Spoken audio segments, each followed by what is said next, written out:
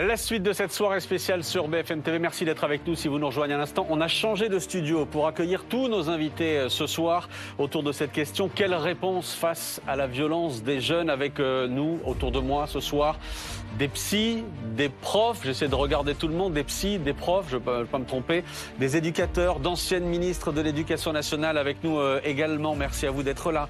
Des policiers, des maires. On a essayé de réunir des acteurs vraiment qui sont en contact avec les jeunes en permanence avec nous. On a voulu monter cette soirée évidemment après le drame de Nogent, la mort de Mélanie. On en a parlé, cette surveillante tuée par un collégien de 14 ans. Je précise que dans un instant, Stéphane Voirin va nous rejoindre. Stéphane était le compagnon d'Agnès Lassalle. Vous allez sans doute vous souvenir de cette image-là. Cette enseignante, sa compagne, avait été tuée par un de ses élèves dans son lycée de Saint-Jean-de-Luz il y a 2 ans. Il sera avec nous, Stéphane Voirin, pour témoigner. On l'avait tous découvert dansant au moment des obsèques d'Agnès Lassalle. Il sera notre invité tout à l'heure. Mais je voudrais d'abord m'adresser donc à celles et ceux autour de nous ce soir qui ont tous les jours face à eux des adolescents et revenir à ce qui s'est passé à Nogent parce qu'on est forcément sidéré par les gestes dont on parle, par cette violence, sidéré aussi quand on entend par exemple que ce meurtrier présumé de 14 ans n'a présenté ni regret ni compassion en garde à vue, qu'il a été très détaché par rapport à la gravité des faits. Je voudrais peut-être m'adresser à vous, Maxime Pat. Bonsoir, vous êtes professeur en lycée. Comment est-ce que vous accueillez notamment les procureurs, le mot que le procureur a eu quand il dit il n'y a pas de compassion, il n'y a pas de regret, il y a un détachement. Comment vous, prof, vous accueillez ces mots-là? C'est particulièrement violent. Déjà, l'acte en lui-même, il nous a beaucoup choqués, il nous a complètement ébranlés. Et en plus, quand on entend derrière, le discours quelque part de ce jeune, c'est l'incompréhension. Quand on est au quotidien avec des jeunes, on essaye de leur apprendre plein de choses, on partage plein de choses avec eux. Et quand on entend ça, c'est particulièrement choquant. Vous voyez, mardi, j'étais très démuni, très dépité après ce qui s'est passé. Ouais. Et puis, je suis retourné en cours le lendemain, encore aujourd'hui. Et en fait, ça fait du bien d'être avec les jeunes, honnêtement, parce qu'on discute beaucoup avec eux et voilà, on arrive à passer à autre chose, même si c'est toujours là. Mais pour rentrer dans l'intimité de la classe, qu'est-ce que vous vous dites? Qu'est-ce qu'ils vous disent? Et qu'est-ce que vous leur dites à vos élèves après un drame comme celui-là? Après, il y a toutes les réactions. Il y en a qui ont besoin d'être rassurés, il y en a qui ont besoin de comprendre. Donc, on doit répondre à toutes ces attentes-là qui sont multiples. Et nous, on essaye de faire de notre mieux, humainement parlant. Voilà, le plus à même, là, c'est l'humain qui parle derrière. Bien sûr, il y a le prof, on doit avoir la stature, on doit rassurer.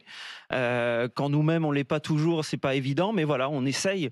Moi, je ne perds pas foi en mon métier. Au contraire, j'ai toujours envie d'y aller, mine de rien. Et voilà. Johanna Rosenblum est avec nous. Bonsoir Johanna, notre consultante, psychologue clinicienne. On est tous, je disais sidérés, mais par le détachement, parce que ce sont les mots qui ont été employés par le procureur, le détachement que peut avoir un adolescent de 14 ans après un acte comme celui-là. À 14 ans, on est conscient de ce qu'on a fait et des conséquences qu'il peut y avoir derrière. Et vous avez raison de le souligner, Maxime, parce qu'on est même plus surpris par la violence. La violence, on sait qu'elle a des causes biologiques, elle a des causes sociales aussi. Finalement, on s'y est quasiment acclimaté. Ce qui nous sidère aujourd'hui, c'est ce défaut d'empathie. Et c'est très important de rappeler et de conscientiser tous. C'est vraiment une prise de conscience collective. Ça paraît fou de devoir le rappeler, mais je vais le faire quand même. C'est que l'empathie, c'est pas quelque chose d'inné. On n'arrive pas au monde avec ces capacités d'empathie. Ça ne se décrète pas. Pas du tout. C'est quelque chose qui s'apprend. Il faut faire preuve de patience, d'éducation et de temps pour apprendre l'empathie à un enfant qui deviendra un adolescent, puis un adulte, pour maîtriser ses émotions, reconnaître ses émotions, voir la souffrance dans le regard de l'autre et inhiber son comportement. Et ce défaut d'empathie, c'est aussi un défaut de nous, en fait, parce que nos enfants, finalement, ils sont le symptôme de nous, adultes, de notre génération. On est tous responsables de ce qui arrive à ces enfants et ces adolescents. C'est le symptôme de toutes nos errances et de toutes nos erreurs. Et bien sûr, la place, mais je pense qu'on en reparlera, des réseaux sociaux. On va parler aussi des réseaux sociaux, on va parler aussi de cette toute dernière proposition, on en parlait tout à l'heure avec Pauline dans la partie précédente, de députés, je vois Paul Vanier ici, je ne sais pas si vous soutiendrez cette proposition qui propose désormais d'interdire la vente de smartphones aux moins de 15 ans, on en parlera tout à l'heure. Maître Neguer, je vous vois juste derrière, bonsoir, merci d'être là. Vous êtes, comment dire, plus souvent en contact que moi et que beaucoup de gens ici avec des adolescents qui ont pu fauter, qui ont pu être délinquants. Quand vous entendez les mots, encore une fois, qui sont employés par le procureur, et j'y reviens parce que moi, ils me perturbent depuis mardi, comment est-ce que vous les accueillez, ces mots-là? Comment vous réagissez? Vous avez raison que ça peut paraître, et d'ailleurs vous avez utilisé le mot sidérant, j'ai entendu, c'est incompréhensible. Il se trouve que moi j'ai défendu un certain nombre de gens, jeunes et moins jeunes, qui ont commis des faits équivalents à cela. Et c'est quelque chose, quand on est avocat et quand on rencontre parfois pour la première fois celui qu'on va défendre dans la cellule de garde à vue ou à la prison, qui n'est pas aussi étonnant que ça. C'est-à-dire que ça peut paraître parfois choquant de le dire ainsi, mais celui qui peut être le premier choqué par l'horreur des faits qui ont eu lieu, c'est celui qui les commet. Et que donc on a ce que les psychologues en parleront mieux que moi parfois, un choc post-traumatique, mais de celui qui a commis les faits, et qui fait que pendant un certain temps, et moi ça m'est arrivé plusieurs fois, j'ai face à moi quelqu'un qui ne comprend pas l'horreur dont il a été la cause. Et il faut du temps pour qu'il arrive lui-même à digérer cette violence-là. Ce qui explique, comment dire, l'espèce de détachement dont on a pu parler? Je connais pas là, en l'espace, lui en particulier, donc je pourrais pas dire ce qu'il en est. Mais ce que je veux dire, c'est que ça m'est arrivé régulièrement, ça m'arrive souvent, et donc je suis pas totalement choqué par l'idée que celui qui a commis ces faits-là puisse encore être sous le coup du choc de ce qu'il a commis, et qu'il va falloir du temps pour digérer ce qu'il a fait et pour réussir à exprimer une empathie, une compassion, qui viendra à un moment ou à un autre, mais c'est un travail psychologique important qui est d'ailleurs souvent fait en détention avec les psychologues en détention, et c'est parfois parce que la prison n'a pas les moyens de le faire que ça prend beaucoup de temps pour y arriver. Et d'ailleurs, je profite de votre présence aussi pour rappeler ce que disait l'avocat de ce jeune garçon de 14 ans qui disait attention cet après-midi, patience, prudence. Le procureur a dit beaucoup de choses hier. Il va falloir qu'il y ait des analyses, des études, des analyses psychologiques, etc., psychiatriques, pour bien cerner la personnalité de ce jeune homme. Parce que hier, le procureur disait il n'y a visiblement pas de troubles mentaux, il est accessible à la garde à vue, accessible, etc. Bon, l'avocat disait attention, prudence, on verra. On verra. Évidemment, il faut distinguer deux choses. Il y a ce qu'on appelle l'abolition du discernement, c'est-à-dire les causes d'irresponsabilité. Est-ce qu'il était dans un état psychiatrique tel qu'il est inaccessible à la sanction pénale? Et ça, il semblerait que ça soit à peu près exclu d'avance. Et puis après, il y a le travail qui va être fait par des experts, psychiatres, psychologues, quand il va être en détention, et qui vont s'intéresser à ce qui structure sa personnalité, à la manière dont il est dans le monde. Et ça, c'est beaucoup plus fin comme analyse, et ça permet beaucoup mieux de comprendre les raisons peut-être du passage à l'acte, la manière dont il a réagi par rapport à ce passage à l'acte, et surtout, et c'est pas négligeable, l'évolution future, parce qu'on parle d'un enfant de 14 ans qui a un futur, qui un jour deviendra un adulte, qui très probablement un jour reviendra dans la société avec nous. Et donc, on doit se poser la question de quelle va être cette évolution et comment est-ce qu'on peut l'accompagner pour que ça se passe le mieux possible par la suite. Encore une fois, je ferai intervenir notamment les élus, les anciennes ministres dans un instant, mais d'abord, je fais le tour effectivement de ceux qui sont en contact tous les jours, quotidiennement, et je pense notamment aussi aux policiers. Bonsoir Frédéric Claus, merci d'être avec nous. Du syndicat des commissaires de police. Bonsoir. Comment vous réagissez à ce qui vient d'être dit? Alors à ce cas spécifique, mais évidemment qu'on va élargir ce soir, et on va se demander quelle solution on peut apporter face à cette violence. Mais cette violence, elle nous sidère toujours autant. Et peut-être qu'il est en train de se passer quelque chose de particulier, le fait qu'on soit réunis ce soir, avec ce drame-là. On a de plus en plus des adolescents qui sont dans une forme de servitude numérique, dans une bulle algorithmique. Et malheureusement, posons-nous des questions, les parents aussi. Moi, je pense qu'on est en train à bas bruit, d'être dans une mutation anthropologique, on est en train de changer de civilisation. Si on ne retrouve pas de la souveraineté sur le numérique, si on est dans une forme d'impuissance, on ne peut pas, c'est impossible. À ce moment-là, il y aura les maîtres et les esclaves. Je pense au livre de Aldous Huxley, Le meilleur des mondes. Ouais. Et je pense qu'on est à un point de bascule. Personnellement, je suis, hélas, pas surpris parce que cette violence se multiplie. La délinquance des mineurs augmente sur le temps long. Ces dernières années, elle avait baissé. Elle avait reculé. Oui, mais sur le temps long, elle augmente. Elle est de plus en plus violente. Oui, c'est ce qu'on disait tout à l'heure avec le préfet de police, c'est-à-dire que quand on regarde les dernières années, globalement, la violence des mineurs baisse, sauf que dans les faits de violence, ils sont de plus en plus violents. De plus en plus violents. Ça pose deux problèmes. C'est la détection précoce. Est-ce qu'on peut le faire? Comment on peut le faire? Voilà. à partir du décrochage scolaire, à partir de la détection précoce avec les parents et en même temps, les enseignants qui sont en première ligne ou les personnels de l'éducation nationale, et j'ai une pensée pour la famille et pour cette jeune femme, c'est terrible, les enseignants, ils arrivent, ils ne savent pas ce qui se passe à la maison. C'est-à-dire qui éduque ces enfants? C'est les parents ou c'est les plateformes? Et si de plus en plus c'est les plateformes numériques, on ne va pas dire que c'est la faute à on ne sait pas. Ça pose un vrai problème. Il faut que chacun soit responsabilisé. Il y a des maillons. Il va falloir restaurer. Peut-être que je prendrai la parole plus tard si vous me la donnez. Je vous vois faire le geste de serrer la vis. Oui, pas simplement le choc d'autorité auquel je souscris et qu'a évoqué Laurent Nunez. Tout dépend ce qu'on met derrière. Mais bien sûr qu'il faut un choc d'autorité. Moi, je suis favorable à la prévention de la délinquance, mais pour qu'une politique de prévention de la délinquance soit crédible, ce qu'elle n'est plus vraiment aujourd'hui, encore faut-il qu'il y ait une répression assurée et assumée. Elle ne l'est plus. Là, pour l'instant, il y a une enquête. On va regarder si on a affaire à un problème qui relève de la psychiatrie. Quoi qu'il en soit, c'est d'une extrême gravité.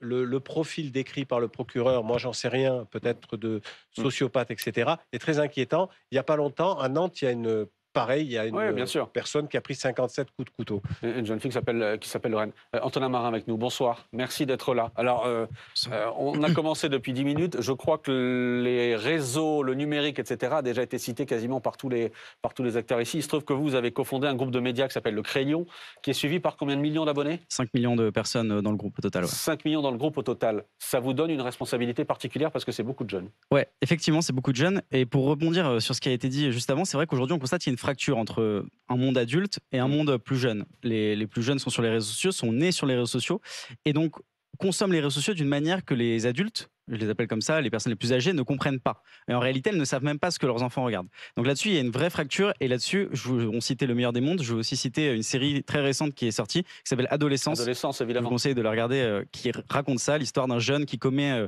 un meurtre, et cette fracture-là entre un père qui ne comprend pas le meurtre de son fils. Mais pour dire aussi du bien des réseaux sociaux, parce que les réseaux sociaux, on dit que c'est souvent cause de fractures, etc. C'est vrai, mais c'est aussi un endroit positif où il y a beaucoup. Moi, j'ai fait mon éducation, je suis né sur les réseaux sociaux, j'ai grandi sur les réseaux sociaux. J'ai fait mon éducation, beaucoup de ma culture vient des réseaux sociaux. Donc il y a quand même une partie positive qu'il faut tirer des réseaux sociaux. Maintenant, on parle beaucoup aussi d'interdire les réseaux sociaux à l'âge de 15 ans. À moins de 15 ans, oui.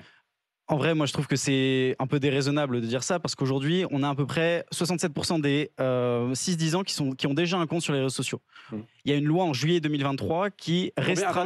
Combien 67% pour vérifier, mais des 6-10 ans qui ont un compte sur les réseaux sociaux. Donc déjà, ils sont très jeunes. Il y a déjà une loi depuis juillet 2023 qui dit que les moins de 15 ans ils doivent avoir un accès restreint sur les réseaux sociaux. En réalité, cette restriction, c'est un contrôle parental. Un parent doit valider qu'un adolescent a bien créé un compte et que le parent est OK sur le compte. Sauf qu'en réalité, on sait très bien, personne ne vérifie, personne ne s'en rend compte. Et cette loi, en réalité, dans les faits, n'est pas appliquée. Évidemment. Et donc, pareil sur les algorithmes, on parlait des algorithmes, il y a un vrai sujet sur les algorithmes. Derrière, il y a un sujet aussi de souveraineté numérique parce qu'on a des algorithmes qui appartiennent à des plateformes qui sont étrangères, que ce soit chinoises, américaines, mais pas françaises. Donc voilà, on aura peut-être l'occasion d'y revenir. On va parler. Je voulais vous donner 2 chiffres ce soir qui, a priori, n'ont rien à voir l'un avec l'autre. Un magistrat pour enfants gère en moyenne aujourd'hui 450 dossiers, chiffre donné ce matin par le ministre de la Justice. Et on a par exemple un médecin scolaire pour 13 000 élèves, un psy scolaire pour 1800 élèves. Paul Vanier, bonsoir, vous êtes député de la France Insoumise. Bonsoir. Il n'est pas question d'excuser quoi que ce soit dans les gestes dont on a pu parler, les gestes absolument dramatiques, mais d'essayer de les expliquer, d'expliquer dans quel environnement vivent les jeunes aujourd'hui. Quand on a ces chiffres-là, qu'est-ce que vous dites? Qu'on a abandonné les gamins? Notre responsabilité, c'est de faire en sorte que de pareils actes ne se reproduisent pas, et sans être dans une forme de démagogie qui consisterait à dire que par une solution miracle, nous pourrions protéger tous les enseignants, tous les personnels et tous les élèves aussi de cette violence. Mais oui, regardons en face l'état de la médecine scolaire de notre pays. L'école est un désert médical avec, en effet, un médecin pour 13 000 élèves en moyenne. Il y a des départements. Dans l'Académie de Créteil, par exemple, 80% des postes de médecins scolaires ne sont pas pourvus. 20% des enfants qui, à 6 ans, doivent recevoir une visite médicale obligatoire dans le cadre scolaire ne la reçoivent pas. Et cette situation, regardons les choses en face. Parce que j'entends, et peut-être qu'il faut regarder la question des réseaux sociaux, la question du rôle des parents, bien sûr, la question d'une culture de la violence. Mais il y a la question des responsabilités politiques, des choix politiques qui, depuis plusieurs années, ont conduit à démanteler le service public d'éducation, à conduire à ce qu'il y ait moins d'adultes, moins d'humains dans nos établissements scolaires. Il y a, par exemple, 500 postes de psychologues de l'éducation nationale en moins depuis 2017. Ce sont des personnels indispensables pour prévenir, pour suivre, pour accompagner, pour détecter des élèves qui vont mal et pour empêcher le passage à l'acte. Parce que j'entends et je sais qu'elles vont venir, les solutions qui sont celles de la surenchère pénale, qui consiste à réprimer. Bien sûr qu'il faut réprimer. On parlera tout à l'heure des portiques, de l'interdiction des couteaux. On en parlera et on verra que ces solutions n'en sont pas. Et je veux dire qu'il faut agir avant. Tout ce qui vient après, bien sûr, est l'exigence de la société, mais arrive trop tard. Donc il faut, et moi c'est ma position que je veux dire ce soir, sans me cacher, il faut investir massivement dans la prévention, reconstruire une médecine scolaire, remettre des adultes dans les établissements, recruter des AED, des CPE, des médecins scolaires, des infirmières scolaires. Il en manque tellement dans notre pays. Qui veut réagir à ce qui vient d'être dit? Ah, vous voulez réagir? Abel Boilly, éducateur. Exactement, je voudrais dire que je souscris totalement à ce qui vient d'être dit. Souvent, on entend beaucoup de personnes sur les plateaux télé un petit peu fustiger la prévention comme si ça ne fonctionnait pas ou que ce n'était pas efficace. La problématique de la prévention, c'est pas qu'elle ne fonctionne pas, c'est que dans beaucoup de cas, elle arrive beaucoup trop tard. Le rôle de la prévention, c'est de faire en sorte que le parcours citoyen du jeune ne bascule pas vers un parcours de décrochage, qu'il soit scolaire, professionnel, culturel, psychologique, voire psychiatrique. Mais souvent, nous sommes appelés à quel moment ? Quand le jeune, il a déjà décroché. Quand on commence à intervenir, par exemple, auprès des 16-25 ans, mais des fois, c'est trop tard en réalité. Je vais vous donner un exemple concret qui va revenir sur les réseaux sociaux et la mauvaise utilisation des réseaux sociaux, comme vous avez dit.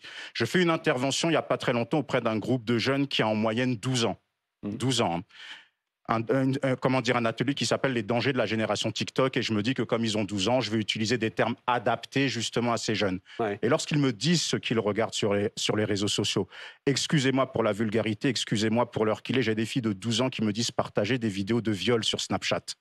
Et je leur demande, ces vidéos qui sont infâmes, est-ce que ce sont des sketchs ? Est-ce que j'essaie de trouver un minimum de positif dans cette infamie? Et non, ce sont des vraies vidéos de personnes qui subissent des souffrances. Des fois, c'est filmé dans des caves. Des fois, et il y a des partages sur Snapchat. Il y a des partages sur les messageries cryptées, sur Telegram, sur Signal. Mais pardon, vous qui êtes au côté, qu'est-ce qu'on a raté pour en arriver là? On a raté, en tout cas pour ma part, je pense qu'on a raté le virage du numérique. Vous savez, si nous sommes réunis tous ensemble ce soir, c'est qu'il faut reconnaître, comme vous l'avez dit, que nous avons échoué en réalité. Il faut faire ce constat d'échec, parce qu'on peut taper sur les jeunes. On peut dire effectivement, faut de la répression, faut de la sanction, mais on a perdu le sens de la sanction. On n'a pas accompagné le parent aussi sur ce virage du numérique. Et on ne maîtrise pas le numérique qu'on est déjà en train de basculer vers l'intelligence artificielle, alors qu'on n'est pas dans la maîtrise. Donc je suis très inquiet quand même pour l'avenir. Patrick Stefanini, bonsoir. Merci d'être là. Représentant spécial du ministre de l'Intérieur. Bonsoir. Désormais, qu'est-ce qu'on a raté? Je crois qu'on a raté plusieurs choses. D'abord, je voudrais redire, mais ça a été dit par Frédéric Looz et par vous-même, qu'au cours des 10 dernières années, il n'y a pas eu d'augmentation de la délinquance des mineurs. En revanche, il y a eu une très forte augmentation des mises en cause de mineurs dans les actes les plus violents. Ça, c'est parfaitement démontré dans le trafic de stupéfiants, dans les homicides, dans les vols avec armes, et je pourrais donner d'autres exemples. Donc notre société est plus violente que par le passé, et les jeunes n'y échappent pas. Alors là où je suis en désaccord avec une partie de ce qui vient d'être dit, c'est que je crois que notre législation est aujourd'hui inadaptée. Et je voudrais en donner 3 exemples. Le premier, c'est la fameuse excuse de minorité. Lorsqu'un mineur commet un certain nombre de crimes, la peine qu'il encourt est aujourd'hui la moitié de celle qui est encourue par un majeur. Par un adulte. Eh bien ça n'est pas satisfaisant, puisqu'on sait que dans notre société aujourd'hui, des jeunes, des mineurs, commettent des actes particulièrement graves. Donc il faudrait changer sur ce point la loi et renverser... Ça, c'est en train d'être fait, notamment. Au moment où on se parle, ça n'est pas fait. Ça fait des années qu'on en parle et on ne l'a toujours pas fait. C'est notamment ce que prévoit la loi Attal qui est en train d'être passée pour les jeunes entre 16 et 18 ans. Je fais un peu de pédagogie. On a besoin de renverser le principe sur l'excuse de minorité il faut que pour un certain nombre d'actes graves, l'excuse de minorité devienne l'exception et que la règle, ça soit la même sanction, en tout cas pour les mineurs entre 16 et 18 ans, que pour les majeurs. Deuxièmement, on a une réforme de politique pénale qui est intervenue il n'y a pas très longtemps, qui concerne la justice des mineurs, qu'on appelle la césure. Et je crois que cette réforme, c'est l'archétype de ce qu'il ne fallait pas faire. On a modifié la législation pour prévoir désormais, s'agissant des mineurs, qu'il y a 2 phases dans le procès. Une première phase qui consiste en quelque sorte à établir la culpabilité du mineur, et une deuxième phase qui consiste des mois après à se prononcer sur la sanction. Oui. Il aurait fallu faire exactement l'inverse. On n'a pas nécessairement besoin d'alourdir massivement les peines. En revanche, on a besoin de peines qui interviennent rapidement. Toutes celles et tous ceux d'entre nous qui ont été parents ou grands-parents savent que lorsque un de nos enfants commet une bêtise, il faut corriger tout de suite. La sanction qui intervient 2 jours ou 3 jours après, elle n'est pas comprise. On peut transposer ça à la procédure pénale. Et enfin, troisièmement, je rejoins ce qui a été dit, mais là, je ne suis pas un expert sur le numérique. Je crois qu'en effet, c'est une révolution profonde, que nous ne l'avons pas prise en compte et qu'à l'évidence, il faudrait faire évoluer sur ce point notre législation. J'ai entendu le président de la République faire une proposition précise. Interdiction des réseaux aux moins de 15 ans. Voilà. Donc, je ne suis pas un expert, je ne me prononce pas. La proposition est précise, il faudra voir la mise en application. Mais cette mesure, elle a au moins, me semble-t-il, le mérite de la clarté. Car je voudrais dire aussi, nous sommes je vais conclure. Nous sommes dans un pays où nous n'arrivons pas à décider sur un certain nombre de sujets qui ont été parfaitement documentés, qui ont fait l'objet de rapports qui s'ajoutent les uns aux autres, et on n'arrive pas à prendre de décision.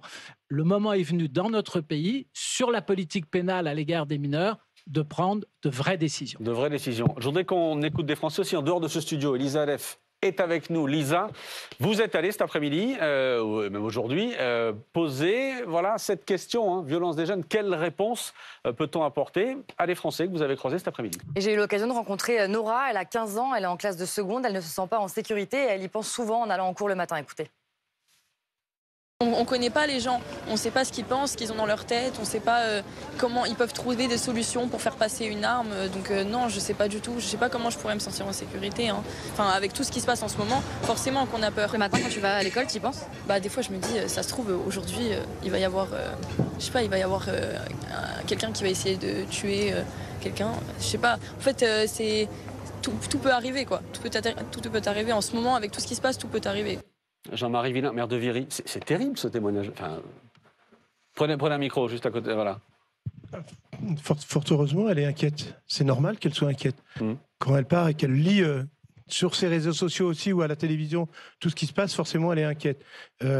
Encore une fois, c'est un ensemble de choses. Je viens d'entendre ce qui vient d'être dit à l'instant, auquel je souscris pleinement, mais je souscris aussi, et je l'ai évoqué tout à l'heure, ce manque de médecins, ce manque de psychiatres dans les écoles.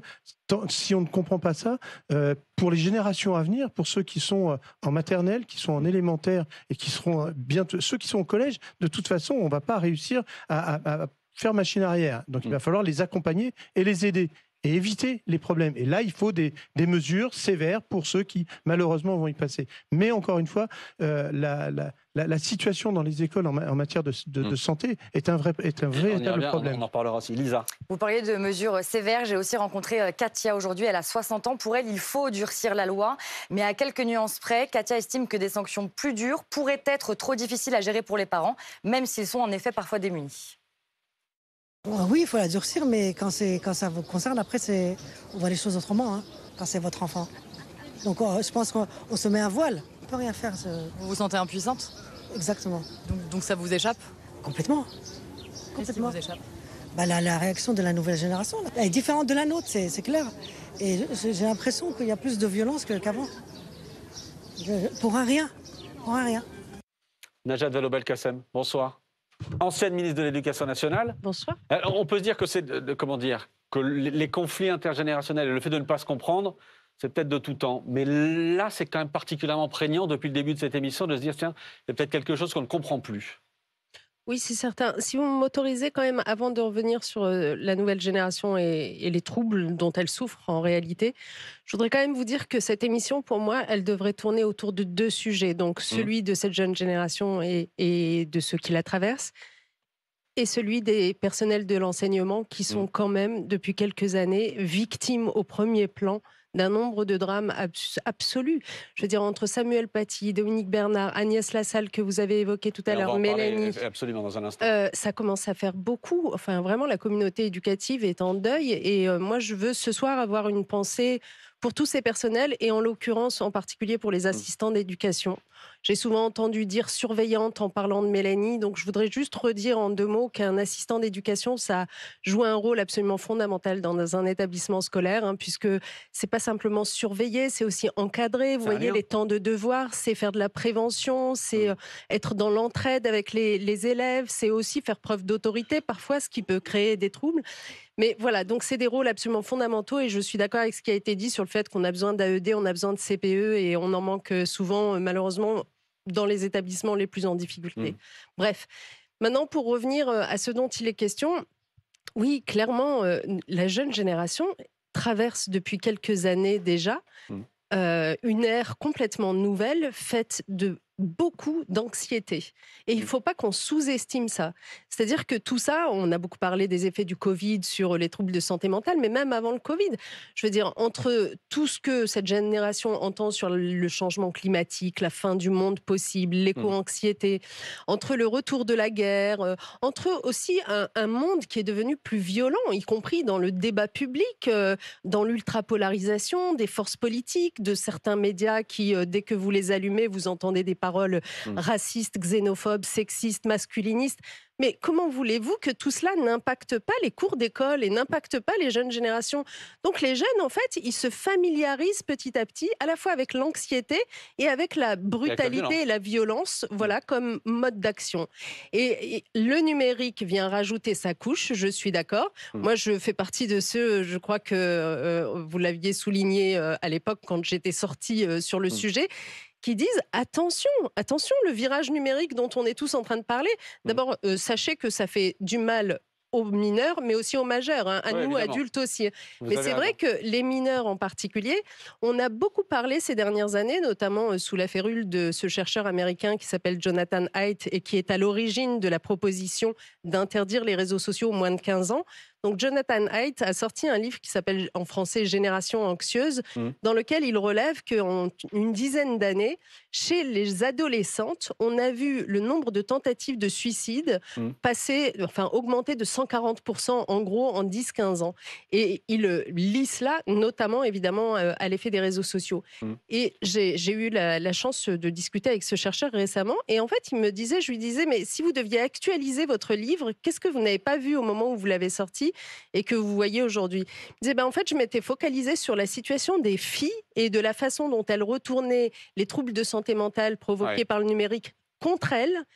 Et maintenant, je vois mieux la situation des garçons qui retournent ces troubles de santé mentale contre les autres. On va continuer à en parler. Et ça, c'est quand même ce qu'on aperçoit dans les derniers faits de violence commises, notamment contre Lorraine à Nantes et contre Mélanie aujourd'hui. On va continuer à en parler dans un instant. On sera, je le disais, avec Stéphane Voirin, le compagnon d'Agnès Lassalle. Agnès Lassalle, cette professeure qui avait été assassinée, poignardée par un élève en 2023. C'était à Saint-Jean-Luz. Il sera avec nous pour témoigner ce soir. C'est dans un instant sur BFM TV. La suite de cette soirée spéciale. À tout de suite.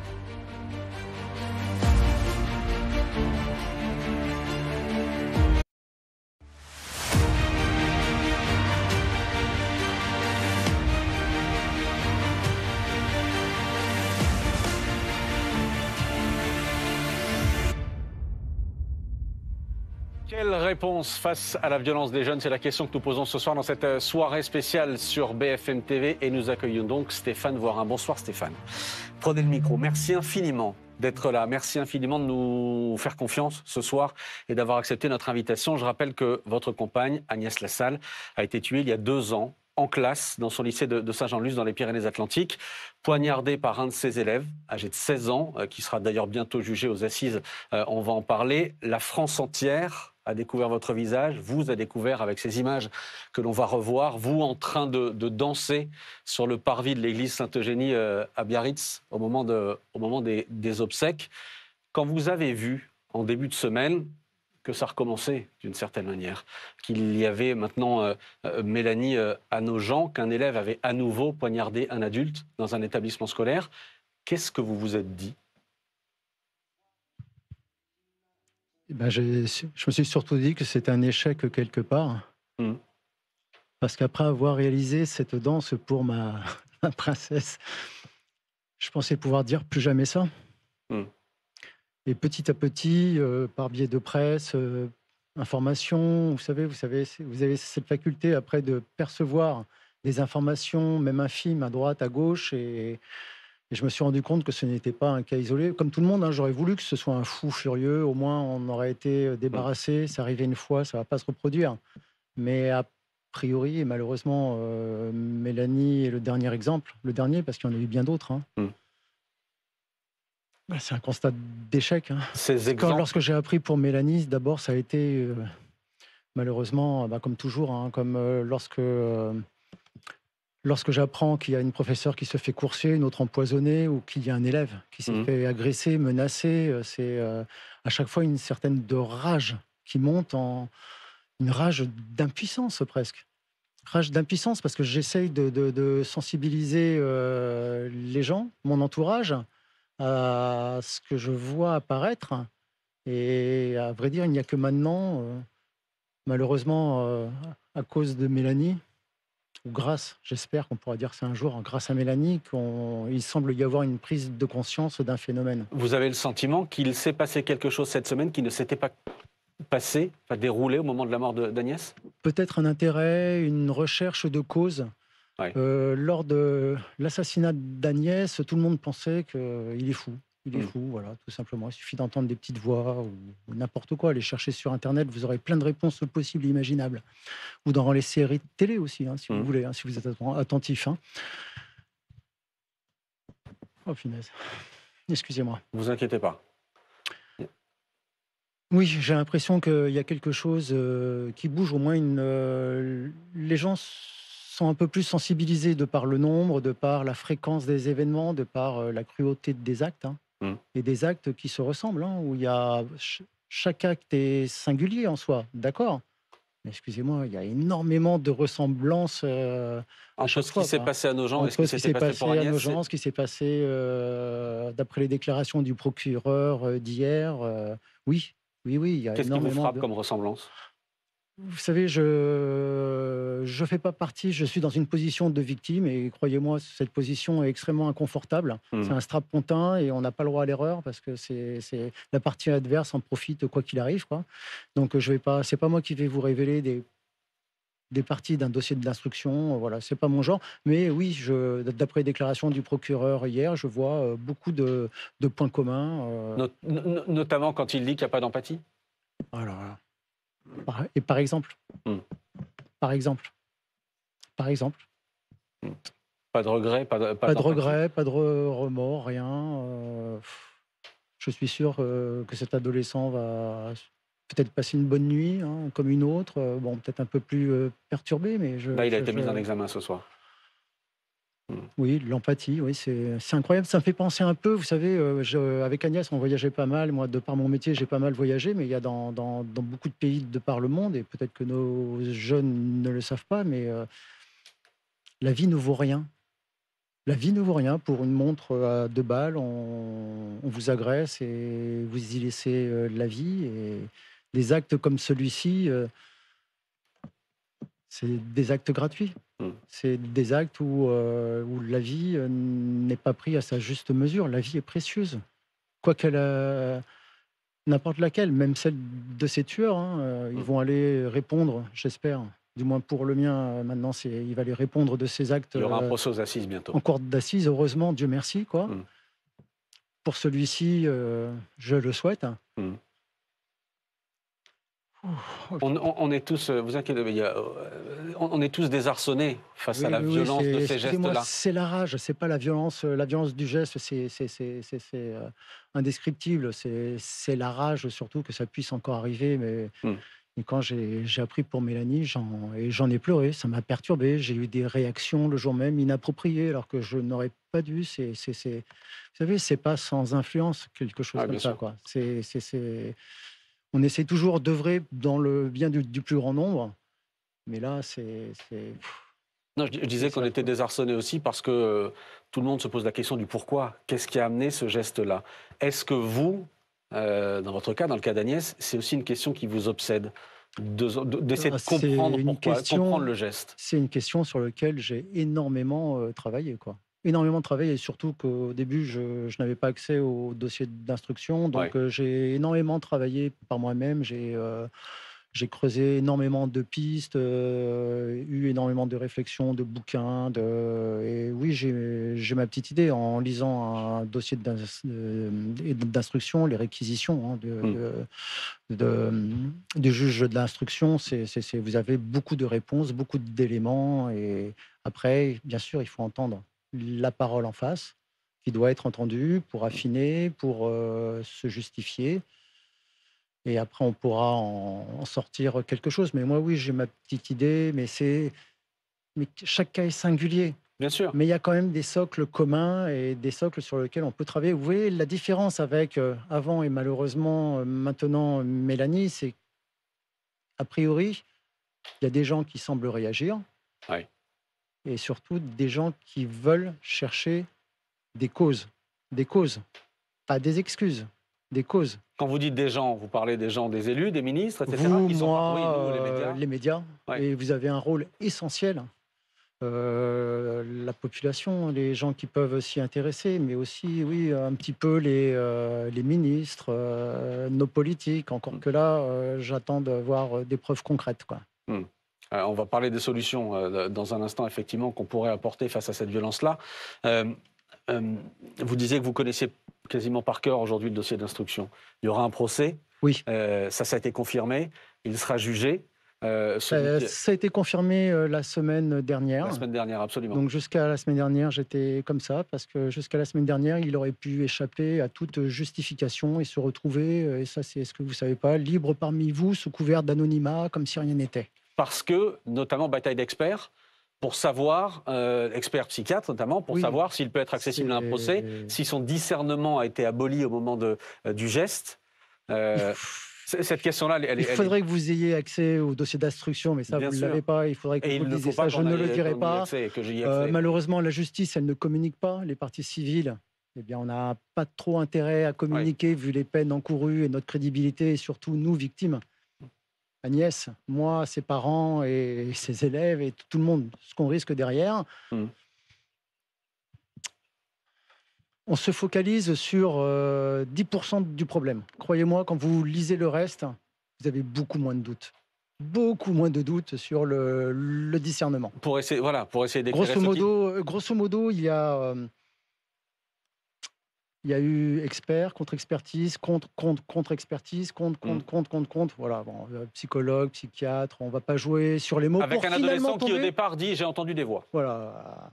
Pour finalement tomber sur un expert. Voilà, il faudrait voir la définition d'expert, qui, au bout d'un certain nombre de pages, si jamais, au cas, à mon avis, très bien, hein, c'est une étude, hein, ça se défend. Et justement, qu'il y ait un procès aux assises, il va falloir le défendre et le confronter. C'est super, c'est fait pour ça. Et sincèrement, je trouve ça très bien. Pour arriver à une petite phrase à la fin, et une petite phrase qui est sortie de son contexte et montée en épingle à cheveux. Attention, c'est... Pour dire que son discernement aurait été aboli. Ce qui n'a pas été retenu aujourd'hui. Oui, encore. Il faudrait lire ce compte-rendu pour en avoir tout et toute la nuance. Mais quand vous avez le reste du dossier, c'est pour ça que je suis extrêmement heureux. Vous vous rendez compte? Devoir dire, je suis heureux à aller à un procès d'assises, alors que j'aurais préféré tout faire pour l'éviter, y compris pour Mélanie, pour tous les autres, quoi. C'est justement parce qu'il va falloir qu'ils aient à se justifier sur les 95 autres % du dossier qui, eux, sont infiniment moins entendables. Vous attendez ce moment-là? J'attends ce moment-là. Face à celui qui est accusé d'avoir tué Agnès? Oui, j'attends surtout d'entendre sa parole, à lui, pas à son conseiller, hein, sa parole à lui, pour avoir son ressenti, pour avoir des mots que j'espère, des mots qui vont dans le sens pour faire avancer les choses. Avancer, ça voudrait dire quoi pour vous? Une honnêteté, une sincérité, une prise de conscience. Peut-être des mots d'excuse. Qui n'ont pas existé pour l'instant? Je ne sais pas. Je sais pas, je sais que la loi veut pas que, mais moi je me suis pas, comment dire. Ne veut pas qu'il y ait de contact, notamment. Moi, je n'ai pas eu de entre les problème pour expliquer, puisqu'on me disait que les parents étaient de très bons parents, ils étaient impliqués.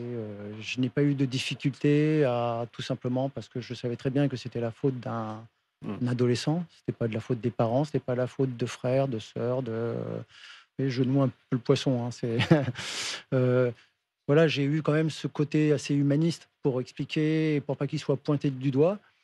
Mais nous sommes victimes, un strapontin et inexistant. J'ai encore une question. Alors, je ne sais pas si vous voulez rester avec nous. Je vous laisse évidemment. Non, je resterai jusqu'à la fin, oui. Vous voulez rester parce qu'on va parler des solutions.